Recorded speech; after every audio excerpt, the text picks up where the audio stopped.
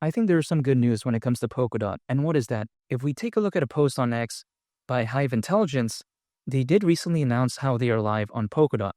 Now, through this, right, allegedly developers can now build AI-powered apps with Hive's powerful API, bringing real-time, LLM-ready blockchain data to the Polkadot ecosystem.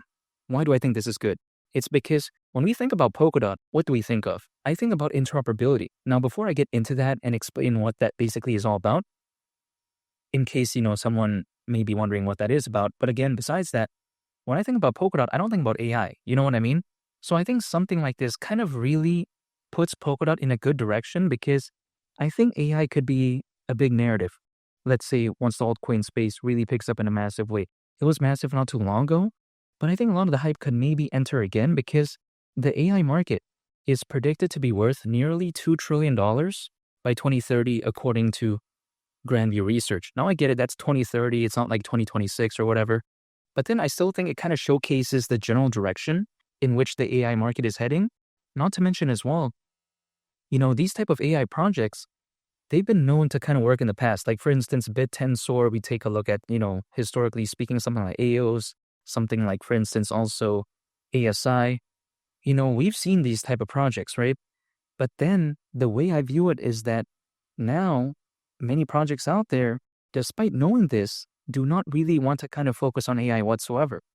But then when it comes to Polkadot, I like this because again, if we see more stuff like this going when it comes to Polkadot, I feel like it's really just going to strengthen its presence in the AI space, even though it's not necessarily known for that. Because again, let me explain why I believe Polkadot's native token called DOT could maybe hypothetically go to the price of $50 during this bull run. And I think a major reason why is because, again, Polkadot is focused on interoperability. Now, let me explain this because lacking interoperability, I think, is a big issue. Like, for instance, many projects out there, because by nature they're independent of one another, they cannot freely send data and value to each other, meaning that they lack interoperability. Like, for instance, we take a look at Bitcoin and Ethereum.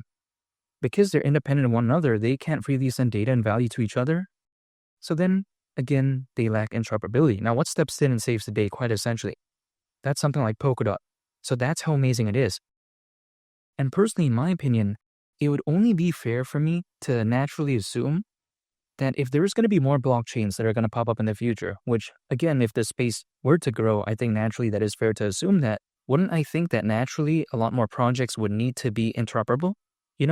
When I take a look at Polkadot as well, is that there's a support system. This is the way I think about it.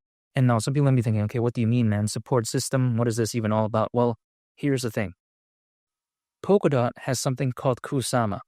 Now, let me explain what this is instead of, just kind of like glancing it over because, maybe some people out there might want to know how this actually may help the future of Polkadot. Because if we take a look at Kusama, it's a canary network to Polkadot. Now, what that basically means is that it's just a very fancy way of saying how usually when projects want to launch on Polkadot, they'll typically launch on Kusama first. Now, people may be thinking, okay, that's a cool concept, but for what? Well, it's because if let's say I'm a project developer, if I build on Kusama first instead of jumping straight onto Polkadot, it's been noted that Kusama is easier to make changes on when compared to Polkadot. And also on top of that, it's far cheaper to rent building space. So again, cheaper to rent building space, easier to make changes on, especially if I was just like, creating a project and I'm just starting up, right? I think it would be much more logical for me to kind of test out the waters, so to speak, before jumping straight onto something like Polkadot. And again, usually projects that wish to launch on Polkadot, they're going to launch on Kusama first, and then eventually we see some of them move on to Polkadot. But then this is not like a must. It's not like a requirement, if that makes sense. Because, for instance, we take a look at Moonriver, which is on Kusama. Again, not every single project out there is forced to kind of like, later move on to Polkadot. But usually a lot of them do, from what I've seen. So then again, this kind of gives a good option to Polkadot. So I think something like this kind of really puts Polkadot kind of like the Batman and then Kusama is the Robin. I mentioned this in one of my previous videos about the Batman and Robin example, and then someone was like, who's Batman and who's Robin? And I was like, what? I was just kind of wondering, like, okay, Robin, like the sidekick to Batman, the superhero. But I'm just saying, even besides that point, when I take a look at something like Polkadot, it really kind of gives me the vibe that it is a project that is here to stay. Some people like to say, oh, Bitcoin's going to be around in 20, 30 years.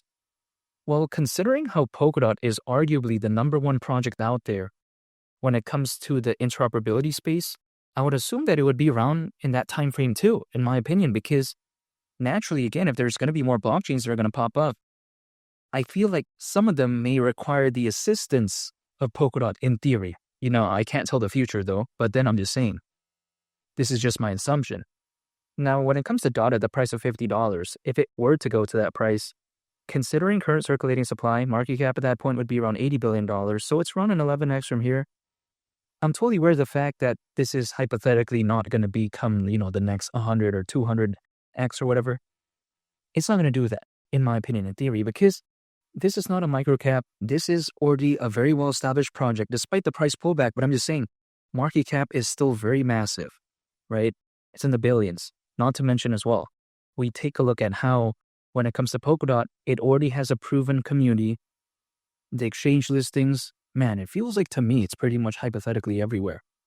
So this is not something that I would want to believe in if I was believing in microcaps. But then because I don't believe in microcaps, and at the same time, I don't want to believe in Bitcoin, which could maybe, let's say hypothetically, do a 3x and go to the price of $300,000. Some people are saying that. So I don't want to believe in that, but then I don't want to believe in a microcap.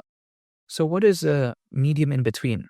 I think something like Polkadot, arguably for me, or should I say its native token called DOT, because the market cap isn't way too small, but it's not way too massive either, where it's XRP. Again, around $80 billion of market cap, we have to consider how, something like Dogecoin years ago, I'm talking about back in 2021, reached a market cap of over $80 billion. I mean, is this too much to ask for something like Polkadot? Or should I say again, DOT, its native token? I just don't really find that too outlandish to me. But it really is just a waiting game, because usually altcoins, as a worst case scenario, they typically peak around 18 months after a Bitcoin halving event. And the last Bitcoin halving event happened in April of last year, so we had 18 months on top of that. That's around October this year. Is that going to be a guaranteed date? Who knows? I mean, I can't tell the future, just based off history. It could be different this time around. We'll have to wait and see, but whenever it does maybe decide to happen, if it does, what I'm going to do is just stay patient, continue to accumulate my favorite projects, hold, and I just wait. That's it. Beyond that, I can't control anything. I can't wave some magic wand and demand this, the pump, and all this. I can't do that. Again, sometimes people like to ask me, oh, why don't you pull up a price chart, draw some random triangles and all this?